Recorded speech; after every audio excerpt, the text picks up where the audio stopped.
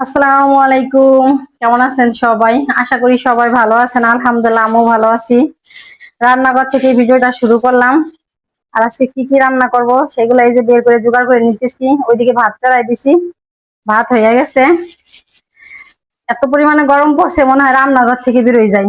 আজকে রান্না করবো এই যে মাথা, কানসা এগুলা দিয়ে হচ্ছে যে ডাঁটা শাক রান্না করব। আর এই যে ইলিশ মাছ দিয়ে আহ লাউ দিয়ে রান্না করতে চাইছিলাম, কিন্তু আলসেমির কারণে বাজারে লাউ আনতে যাইনি। লাউ না পারলে পাইলে সুন্দর দেখে মোটা মোটা ডাঁটা আনতে চাইছিলাম, সে বাজারে যাইনি আলসির কারণে। মানে এত গরম বোরকা পরে যাইতে মন চাইতেছে না। মহিলা মানুষ বাসায়, কোনো পুরুষ মানুষ নাই, বাজার করে আমাদেরই খাইতে হয়। 2 টাকার তেজপাতা লাগলেও আমাদের আইনে খাইতে হয়। এজন্য আমার ভিডিওতে আমি মহিলা মানুষ, আমার বাজারে যাওয়াটা বেশি দেখেন। অনেকে হয়তো ভাবতে পারেন এর ভিডিওতে শুধু বাজারে দেখি কেন, কিন্তু আমাদের বাসায় কোনো পুরুষ মানুষ নাই, এই জন্য আমি বাজারে যাই। তো বাসায় আছে হচ্ছে কাঁকরোল আছে, এই যে আজকে যা দিয়ে কোনদিন খাই নেই, এটা দিয়ে আজকে ইলিশ মাছ রান্না করে খাবো। এই যে দেখেন না, ফ্রিজে রাইখে পাইকে গেছে। তো ভাবছিলাম ভাজবো আর লাউ দিয়ে বা ডাটা দিয়ে না ইলিশ মাছ রান্না করবো, তো যাইনি যেহেতু বাজারে, আজকে এটা দিয়ে ইলিশ মাছ রান্না করবো। আর এই মাথা দিয়ে এই যে ডাটা শাক রান্না করবো। স্কিপ করবেন না, আমার সাথেই থাকেন, ফুল ভিডিও দেখেন। ভাত রান্না করা তো হয়ে গেছে, এখনো কাইটে কুইটে গোছ গাছ করে নিতে পারিনি। আর এদিকে যে এগুলো তো ভাজলে আমি উপর দিয়ে বেশি ফেলাই না, কিন্তু যেহেতু আজকে মাছ দা রান্না করবো এই জন্য কাঁকরোলটা সুন্দর করে ডাবাই ফেলাইতেছি। আর আমার মনে হয় কবে কোনোদিন খাইছি নাকি, ওই তো মনেও পড়ে না। সেই সময় বলছি এখনো বলতেছি। আল্লাহ জানে মাছ দা রান্না করবো কাঁকরোল দিয়ে কেমন লাগে। আজ পর্যন্ত আমি খাইনি, তাই দেখেন এই যে ডাবাই ফেলাইলাম গায়ের থেকে। আর যখন ভাজি না তখন এত সুন্দর করে ডাবাই ফেলাই না, হালকা একটু বুদ্ধে ফেলাই ভাইজে খাই। আমি মনে হয় এগুলো ভাইজেই খাইছি, আজ পর্যন্ত মাছ দামি রান্না করে খাইনি, আজকেই প্রথম খাবো।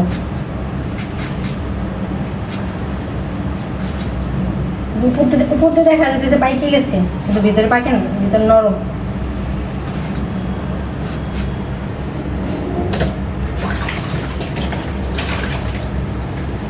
তো প্রথমে আমি শাক রান্না করে নিতেছি। রসুনের উপরে শাক, পেঁয়াজ, মরিচ একসঙ্গে দিয়ে দিছি। যেহেতু অনেক দিন ধরেই, প্রায় 15 দিন ধরেই শাকটা ফ্রিজে ছিল, এজন্য দেখেন বেশি পানি বের হয় নাই। তা আমি আবার এক্সট্রা করে একটু পানি দিয়ে দিব। পানি দিয়ে ঢাকনাটা ঢেকে দিব ইলিশ মাছের মাথা, লেজা, কাঁচা দিয়ে।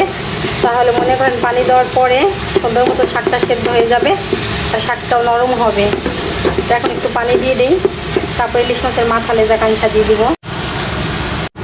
শাকের ভিতরে পানি দেওয়ার পরে যে মাথা, লেজা, কানসা, তারপরে ছোট্ট এক পিস মাছও দিছি। দিয়ে এখন এই যে ঢাকনা দিয়ে ঢেকে দেবো। কে কীভাবে রান্না করে জানি না, আমি শাকদা মাছ রান্না করলে এইভাবেই রান্না করি। অনেকে ভাইজা দেয়, আমি ভাইজা দিইনি ইলিশ মাছটা, আমি এইভাবে দিছি। এইভাবে দিলে, কাঁচা দিলে মনে হয় আমার কাছে ঘ্রাণ হয় ভালো, আর শাকের স্বাদ হয়।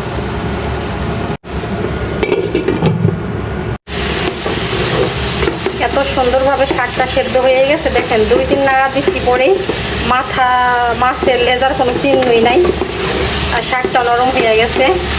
এখন এরকমভাবে শাকটা মনে করেন ভাজা ভাজা করবো, শাকটা নরমও থাকবে, যে খড়খড়া ভাজা ভাজা সেটা কিন্তু হবে না। শাকের পোতা কিন্তু তেল উঠে যাবে, শাক নরম হবে, এমনকি শাকের পোতা তেল উঠে যাবে। এরকমভাবে এনে শাকটা ভাজি করে নামাবো। যেহেতু আমি প্রথমে তেলের উপরে রসুন দেওয়ার পরে রসুনটা একটু হালকা ভাজা জানিয়েছি, তারপরে আমি দিয়ে দিচ্ছি হচ্ছে শাক, পেঁয়াজ, মরিচ একসঙ্গে। তারপর একটু পানি দিয়ে মাছ দিয়ে ঢাকনাটা ঢেকে দিচ্ছিলাম।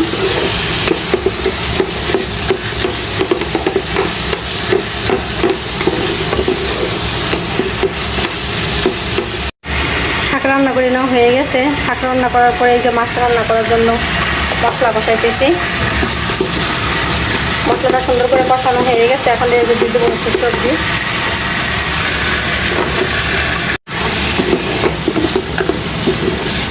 আমার মনে হয় আজকে সবজিটা একটু বেশি হয়ে গেল।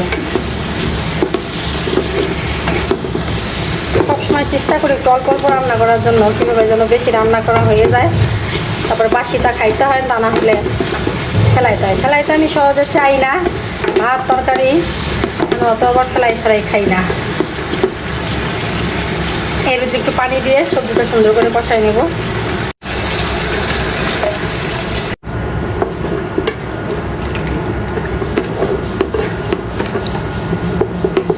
পানি দিয়ে এখন ঢাকনাতে ঢেকে দেবো। এইটুক পানি দিয়ে সুন্দর করে সবজিটা কষাই নিব, তারপরে হচ্ছে ঝোলের পানি দিয়ে দেবো। সবজি কষানো হয়ে গেছে, এখন ঝোলের পানি দিয়ে দিব।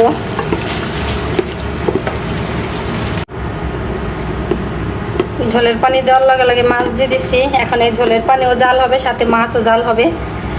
এখন ঢাকনা দিয়ে ঢেকে দিব।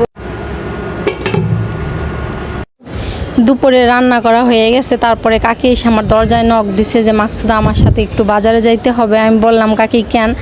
আমি একটা ডিপ ফ্রিজ কিনবো, আমার সাথে একটু চল। তারপরে কাকির সাথে একটু গেলাম। প্রথমে গেছি অল্টনে, তারপরে সে সেই অল্টনে ফ্রিজ দেখে তার মানে পছন্দ হয়েছে। তারপরে সে সিঙ্গার, ভীষণ, তারপরে আর ওই যে র্যান্স, এগুলো ঘোরাঘুরি করে একটু পছন্দ করবে। 5 দোকান যাচাই করবে, তারপরে সে মনে করেন এক দোকান থেকে কিনবে। তা প্রথমে আমি বলছি কাকি চলেন আমরা অল্টনে যাই। সে জায়গা তো গেছি পরে তো বাহিরে তো প্রচণ্ড গরম, আর সেই শোরুমে তো মনে করেন এসি আছে। এসির ভিতরে যখন ঢুকছি আমার তো মনে চায় না যে আর দ্বিতীয় কোনো দোকানে যাই, এই দোকান থেকে যাতে কাকি একটা কিনে। কিন্তু কাকি তো তা করলো না, এক দোকান ছাড়া 5টা দোকান কিন্তু আমরা ঘুরছি। তারপর আজকে আনা হয় নাই। তারপর 2টা দোকান, 5-6 দোকান যে ঘুরছি আমরা, তার ভিতর থেকে 2টা দোকান সে টার্গেট করে রাখছে। গতকালকে তার বড় ভাইকে নিয়ে যাবে বা আমাকে সাথে করে নিয়ে যাবে, তারপর যে কোনো এক দোকান থেকে আনবে। কালকে 1টার ভিতরে যাবার কইছি। কোথায়? দুপুরে রান্না শেষ করে কাকির সাথে বাজারে গেছিলাম। কাকি একটা ডিপ ফ্রিজ কিনবে, এই জন্য আমি গেছিলাম, সাথে আমাকে নিয়ে গেছিলো। আসার সময় সবজি বাজার করে আনছি, একটা লাউ নিয়ে আসছি। বাসায় আসছি পরে আমরা এখনো লাউ খাইনি, তাই যে একটা লাউ কিনে নিয়ে আসছি আজকে। লাউ কিন্তু বেশি বড় না, ছোটো, তাই আমাদের 3-4 দিন হয়ে যাবে। আর এই ঢেঁড়স কিনে নিয়ে আসছি। তো দুপুরের খাবার এখন পর্যন্ত খাইনি, রান্না করে তো রেখে গেছি, এখনও দুপুরে খাবার খাইনি। প্রচণ্ড পরিমাণে ক্ষুধা লাগছে, এখন দুপুরে খাবার খাবো। খাবারটা বাইরে আনি, এত ক্ষুধা লাগছে দেখছেন, গাবলা নিয়ে বসে পড়ছি আমি খাওয়ার জন্য। হ্যাঁ, মাছ তরকারি বাইরে আনতে মা, আমি শাক নিয়ে বসে পড়ছি খাওয়ার জন্য। তরকারি করার আরও দেরি করি নাই, মেয়েকে এখন বলতেছি তরকারি বাইরে আনার জন্য। মানে দুপুরে এই বলে ভাত ধরা হয়েছিল, সেই জায়গা থেকে মেয়ে খাইছে, বেশি করে না অল্প করেই বাড়ছিলাম। মেয়ে খাইছে আর অল্প কিছু ভাত আছে, সেদিনই বলে বসে পড়ছি আমি। বাসায় আসছি পরে এত কম খাইতেছি, তাও মোটা হয়ে যাইতেছি। ভাবতেছি অনলাইনে এত মানে দেখতেছি চিকন হওয়ার ওষুধ, মোটা হওয়ার ওষুধ। আমার তো আর মাশাল্লাহ দিলে মোটা হওয়ার ওষুধ খাইতে হবে না, আমার অনলাইন থেকে চিকন হওয়ার ওষুধ এনে খাইতে হবে।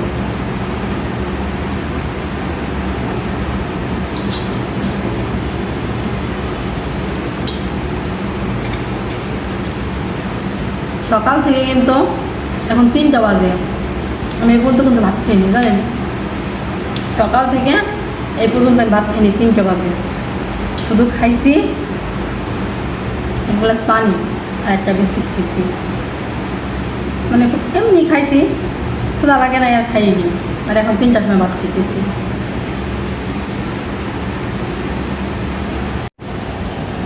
আসরে আজান দিছে, আর একটু পরে মাগরিবের আজান দিবে। তা আমি একটু জানলার পাশে এসে দাঁড়াইছি। দেখেন আমাদের বাংলাদেশে কি এরকম আম পইরে তলায় বিছাই থাকে? আমার লাইফে এই যে প্রথম দেখলাম আম পইরা তলায় এই যে এরকম বিছাই থাকে, দেখছেন? কী জন্য থাকে জানেন? থাকার একটাই কারণ, এই আম গাছটা হচ্ছে চারোপাশে পাশ দিয়ে বাড়ি, মানে এক মালিকেরই বাড়ি, 4 সেই বাড়ি, মাঝখানে উঠানের মাঝখানে আম গাছটা। এই জন্য বাড়ির ভিতরে কেউ যাইতে পারে না, যেহেতু চারোপাশ দা বাড়ি গেট দিয়ে ঘেরা। এই জন্য এই যে ছাদের উপরে আম পড়ে এইভাবে থাকে, তারা সময় হলে নিয়ে খায়। গতকালকে তো আমাদের এই জানলা দিয়ে আম দিছিল, সেটা তো দেখাইলামই। আর আম তো আমি ভাবছি মনে হয় টক, ভালো না, পোকা, এই জন্য মনে হয় তারা খায় না। এখন দেখি না, আমগুলো অনেক মিষ্টি, অনেক ভালো, দেখছেন? অনেক দিন পর ছাদে আসলাম বিকালে, অনেক দিন হয় আসা হয় না। তাই আজকে বিকালে কেন জানি হঠাৎ করে মনে হলো একটু ছাদে যাব। তো যেই কথা সেই ভাবনা, চলে আসছি ছাদে। আর এটা হচ্ছে আমাদের ভাঙ্গা বাজার।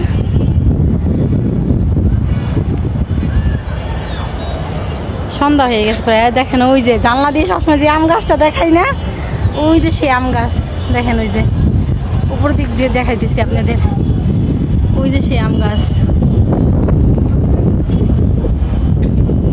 কি নেজ হ্যাঁ আমার সাথে নেজো আসছে ছাদে ওই যে আর্জেন্টিনার পতাকা না কিসের পতাকা